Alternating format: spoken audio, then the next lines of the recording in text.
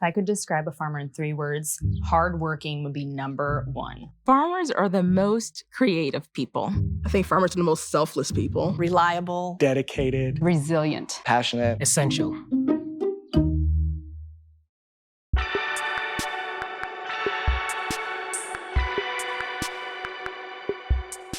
Hi everyone, and welcome to another Seed World Giant Views interview. My name is Alex Martin, and I am the editor of Seed World magazine.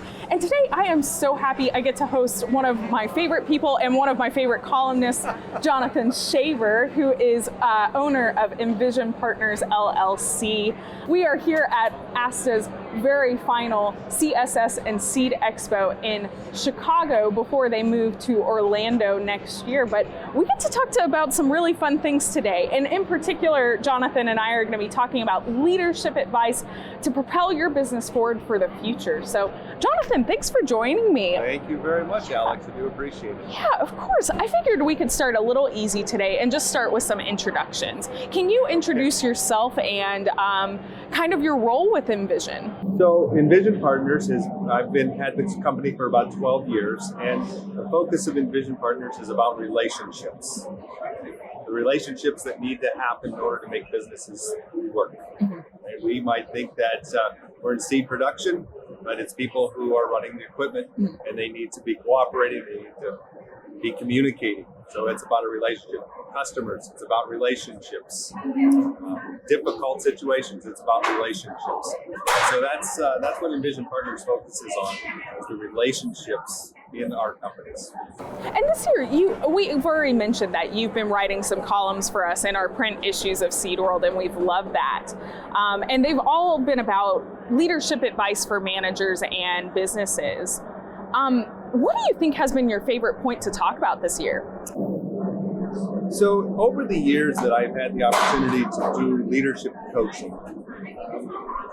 I've tried to say, what are some common elements? And I think the most common element of any transition that's a change, whether that's an organizational change or whether it's an individual change, is in that individual change, of going from an individual contributor to a people manager or technical manager, or from a manager of people to a manager of other managers, so what we might call a director, or any sort of change, is recognizing that change is emotional.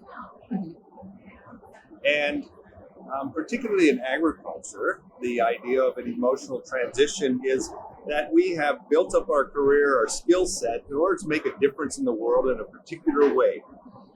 And we've gotten used to that. And now somebody's come along and said, you're so good at doing that skill, that job, we'd like you to lead other people to do the same thing. And all of a sudden we go through a little bit of a crisis of, how does this move my personal mission? How does this fulfill my intended purpose? And so that's something we don't expect.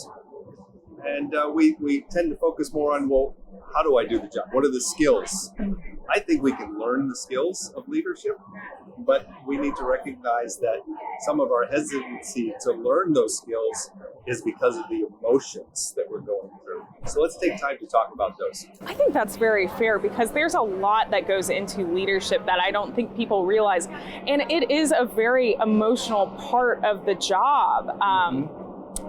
So what do you think is the best piece of advice you've ever received when it comes to leadership? Piece of advice, maybe a theme of advice. A theme of advice would be that the role of a leader is to lead change. That's essentially what we're doing all of the time. We're helping individuals move through their career changes, so we might call that people development. We're helping them move through the changes in the organization, in the environment, of the workplace environment, of the economic environment that the organization is in. We're helping to constantly drive improvement,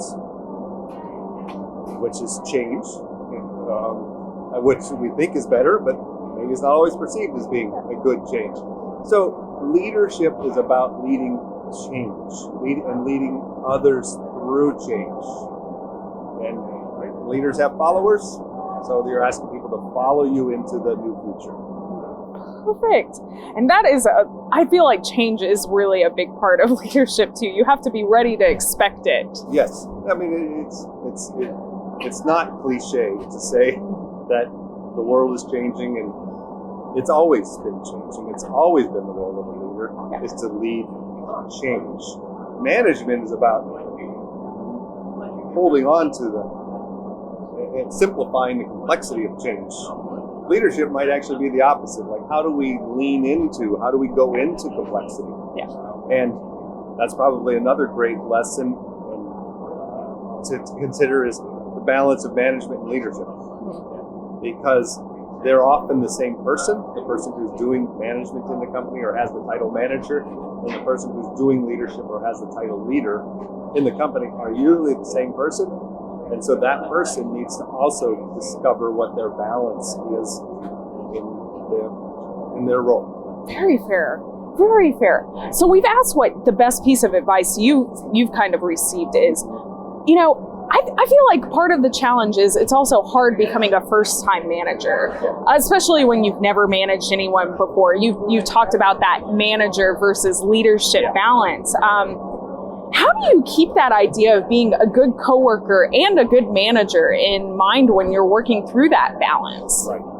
So that first-time leader is the equivalent of a player coach, if you will. So use a baseball sort of terminology. Is that you're a member of the team and you're kind of in charge of the team.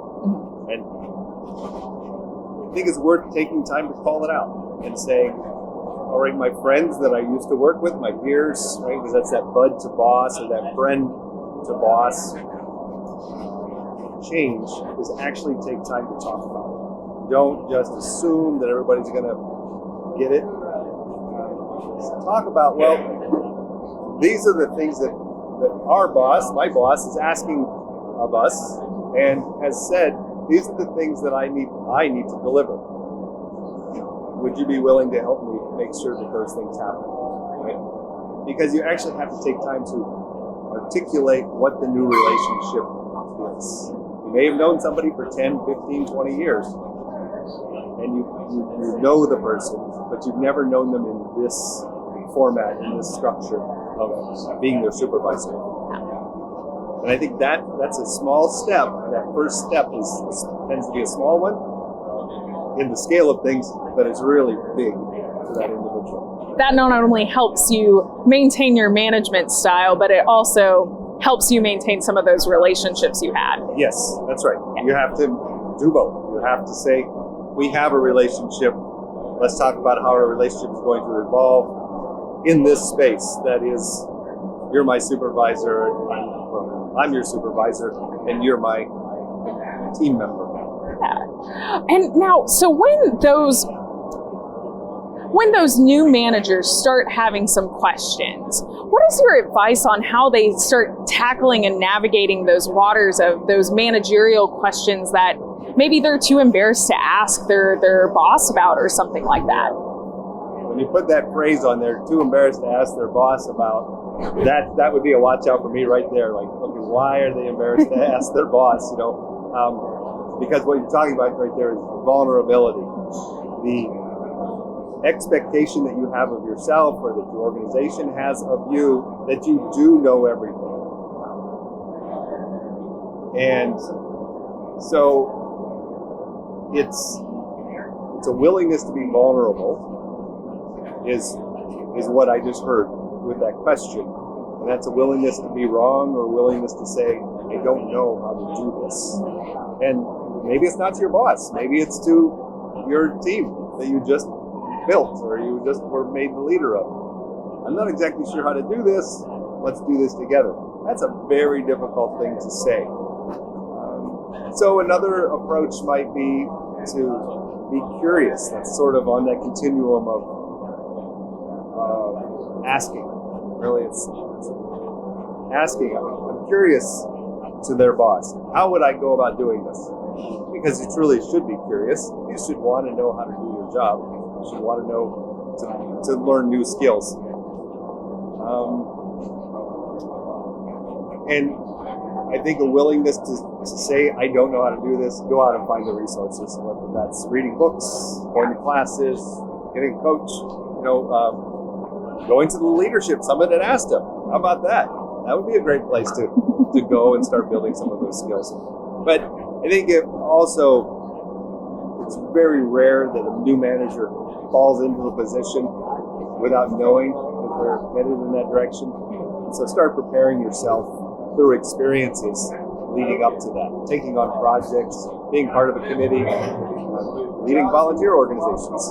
And these are all ways to build your experiences to prepare you for that day when you are named a new manager. Very fair. And I think that all goes back to the emotional aspect of it, where being vulnerable is hard in just a normal task. I think it is much harder as a manager to be vulnerable and upfront about things. So very fair. And as we kind of move through new realms of business management, we've been through a lot of things like remote work this year, part-time people, seasonal workers, etc. How do you think management needs to evolve to kind of meet these new levels of business practices? So the short answer is to be comfortable with complexity. And that alludes back to something I said earlier, is that management is about simplifying things.